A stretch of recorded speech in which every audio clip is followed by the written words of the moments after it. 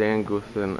Can you just talk to me a little bit about the importance of this fight for Chris Arreola fighting Bermane Stiverne? Now you know that I don't really have to tell you that, do you? No, of course When not. you've got the heavyweight championship elimination in front of you, it kind of tells you everything. You know that the winner of this, has the all-important heavyweight championship fight. So, everything's at stake. What's it been like just being around Chris and as a fighter over the years, seeing him have his success and just his personality, everything about him? Well, he's been unique, okay, because I've got a lot of respect for Chris.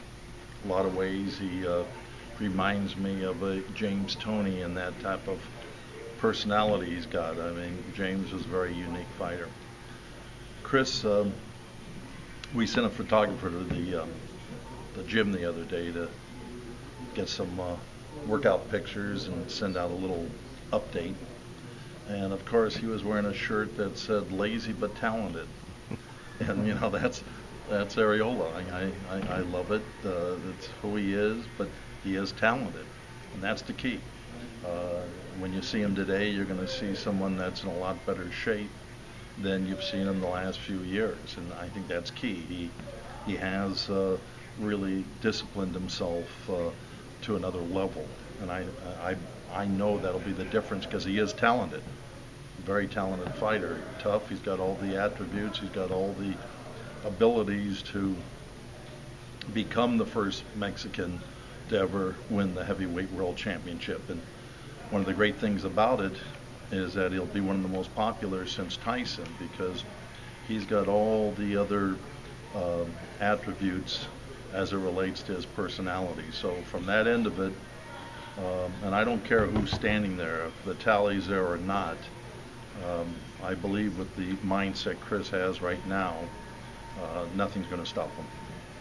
And talk about this fight in general. I mean, Don King won the first fight originally. It was talked about being November, then December in Venezuela, and then he defaulted. So you guys were going to put it on the Ward Pavlik fight, and then Andre got hurt. Has it been frustrating just trying to get this fight done? It has been. It was one of the reasons why I was happy with HBO when March 9th still got the green light, because all of those guys that were fighting underneath Andre and Pavlik were also on those shows. So when we ran into the first postponement with Andre, we moved to February 23rd, and then the March 9th eventually. I didn't want to let these guys down. I mean, they'd all been training, so HBO gave it the green light to move forward.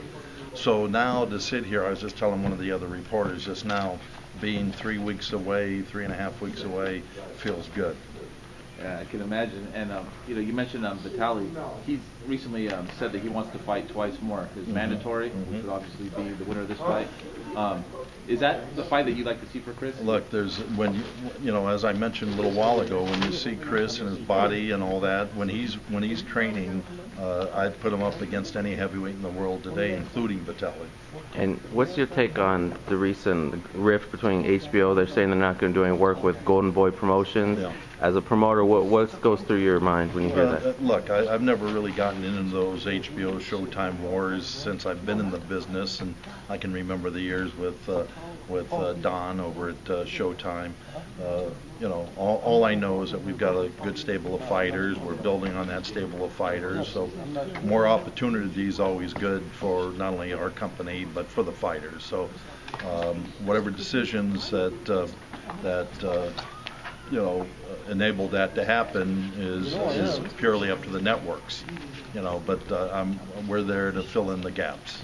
And Floyd, Andre Ward was recently talking about the Floyd Mayweather-Robert Guerrero fight. He said he's a Floyd Mayweather fan, but for this one he's rooting for Robert Guerrero. Looks like Mayweather might have taken offense to that because he knocked Andre Ward's drawing power, took a few shots at him. Were you surprised to see Floyd kind of go in that direction? I'm never surprised with anything that I see that happens out there with any fighter, quite frankly. But on the other hand, it's not something that you need to start defending. Andre's done a tremendous job drawing fans. We had a tremendous crowd, over 12,000 for his fight with Chad Dawson.